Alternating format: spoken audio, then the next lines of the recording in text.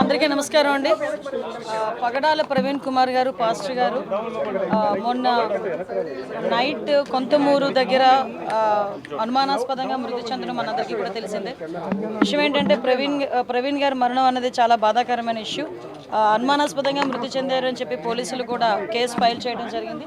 ఆ next day morning కొంతమంది చూసి ఇలా చనిపోయారని చెప్పగానే పోలీసులు ఇన్వెస్టిగేషన్కి వెంటనే వచ్చి ఇమీడియట్గా బాడీని కూడా అక్కడ నుంచి తీసి ఇన్వెస్టిగేషన్ చేయడం మొదలుపెట్టారు. అందరూ కూడా వాళ్ళ కుటుంబ సభ్యులు ఎవరైతే ఉన్నారో వాళ్ళందరూ కూడా వాళ్ళ అనుమానాస్పదంగా ఆ మృతిని వాళ్ళు భావించిన తర్వాత వాళ్ళ అనుమానాస్పదంగా మృతి అని చెప్పేసి పెట్టడం జరిగింది.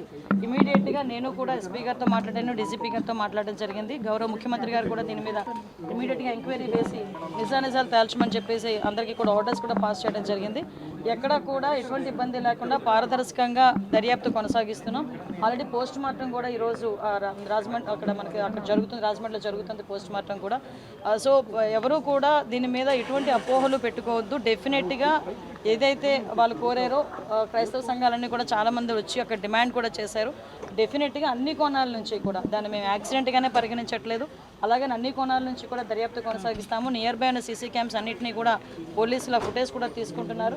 అదేవిధంగా టవర్ డంప్ని తీసుకుంటారు, సీడియాస్ ఆ నియర్ బై ఉన్న సీడియాస్ని అవన్నీ కూడా తీసుకుంటున్నారు. అన్ని కోణాల్లోని కూడా ఎంక్వైరీ చేస్తున్నాం. ఒక టీంను కూడా దీనికి డిప్లాయ్ చేయడం జరిగింది. దీని మీద దయచేసి నేను ఏం చెప్తున్నానంటే ఇది మతపరమైన ఇష్యూ. దీని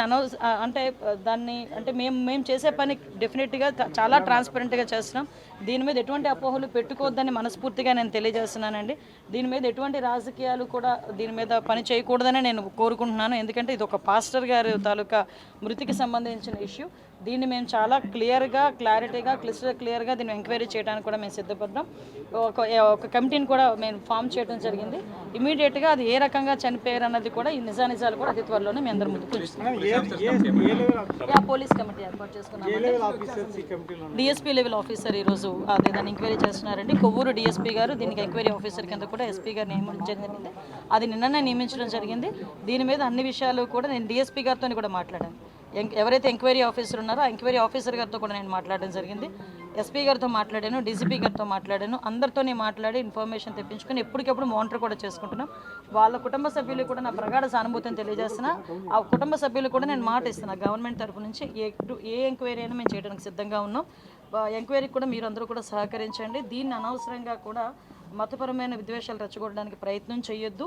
అట్ ద సేమ్ టైం రాజకీయాలు కూడా దీని మీద రాకూడదని నేను మనస్ఫూర్తిగా కోరుకుంటున్నాను. ఫ్యామిలీ మెంబర్స్ ఏమైనా అనుమానం వ్యక్తం చేస్తున్నారు, ఎందుకు అసలు యాక్సిడెంట్ కాదని చెప్తున్నారు, అట్లాంటిది ఎందుకు? యాక్చువల్గా వాళ్ళు ఇప్పుడు ఎవరైనా సడన్గా వచ్చే మనిషి బాగా శుభ్రంగా ఉన్న మనిషి చనిపోయారు అనేసరికి ఆటోమేటిక్గా ఎవరికైనా అనుమానం వస్తుంది.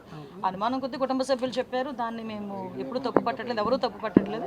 అన్ని కోణాల్లోని కూడా మనం దర్యాప్తు చేస్తాం. ఎందుకంటే నైట్ జరిగింది ఇది. ఎందుకంటే కొన్ని ఫుటేజెస్లోనే మనకి ఆ టోల్ గేట్ దాటినట్టు వచ్చింది. తర్వాత కొన్ని ఫుటేజెస్లో కొంత యాక్సిడెంట్లో కొంచెం కనిపించింది. ఇవన్నీ ఉన్నాయి. అందుకే మళ్ళీ చాలా క్లియర్గా చెప్తున్నామండి. ఒకవేళ నిజంగా యాక్సిడెంట్ అయినా అదేమైనా ఇంటెన్షనల్గా జరిగిందా లేకపోతే యాక్సిడెంటల్గా జరిగిందా యాక్సిడెంట్, ఇవన్నీ కోణాల్లోని కూడా దర్యాప్తు చేస్తున్నాం. దయచేసి ఎవరు ఎటువంటి అపోహలకి పడొద్దు. గవర్నమెంట్ ట్రాన్స్పరెంట్గా ఉంది, గవర్నమెంట్ చాలా చిత్తశుద్ధితో ఉంది ఎంక్వైరీ చేయడానికి. దయచేసి అందరూ అదేనండి, అందుకే మేము యాక్సిడెంట్ అని మేము కేసు ఫైల్ చేయలేదండి. వాళ్ళ కుటుంబ సభ్యులు ఏదైతే వాళ్ళు అనుమానం వ్యక్తం చేశారో అనుమానాస్పద మృతి కిందే కేసు కూడా ఫైల్ చేశాం. ఈరోజు కూడా పోస్ట్ మార్టం కూడా జరుగుతుంది.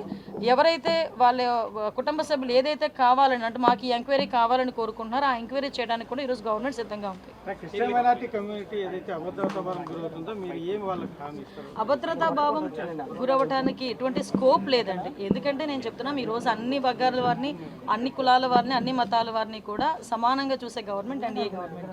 ఎవరికి అన్యాయం జరిగినా కూడా ఇమీడియట్గా స్పందించే గుణం కలిగిన వ్యక్తి గౌరవ సీఎం గారు.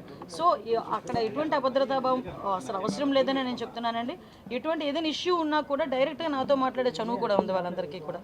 కాబట్టి ఎవరు అదే ఆ అపోహలే పడొద్దని ప్రత్యేకంగా నేను విన్నవించుకోవడానికి వచ్చాను. లేదండి, సెన్సిటివిటీ మా బాధ్యత. ఈరోజు సెన్సిటివిటీ వచ్చింది కాబట్టి ఇంకొంచెం మా బాధ్యత పెరిగిద్ది. డెఫినెట్గా మేము అనుమానాస్పద మృతి కిందనే మేము చేసుకున్నాం. దాని మీద ఎంక్వైరీ జరుగుతుంది. టీంని ఫామ్ చేసుకున్నాము. ఇమీడియట్గా దాని మీద ఎంక్వైరీ కూడా జరుగుతుంది. అన్ని కోణాల నుంచి కూడా దర్యాప్తు చేస్తున్నాం. ఓకే.